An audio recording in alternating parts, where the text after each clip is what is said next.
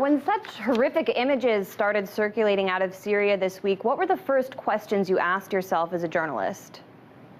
Well, the main questions that every journalist should be asking themselves are who is the source of this imagery, their reliability, and of course the authenticity of the so-called evidence.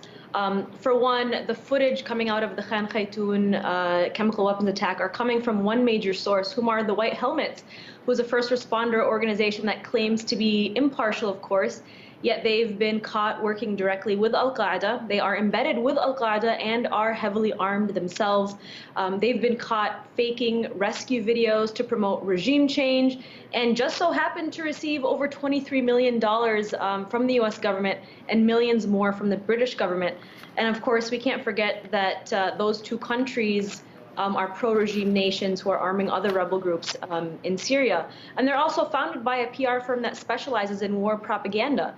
And speaking of, if you actually look at the video they released on the latest chemical weapons attack in Khan Khaitoun, I mean, they're carelessly handling the corpses of people without sufficient safety gear, most particularly with just wearing dust masks, as well as no gloves. I mean, the first question I had is, where the heck are the hazmat suits?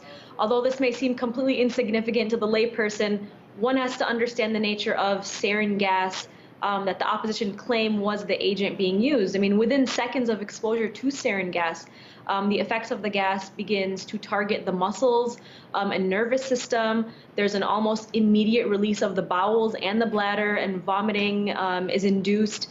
And when sarin is used in a concentrated area, it has the likelihood of killing literally thousands of people.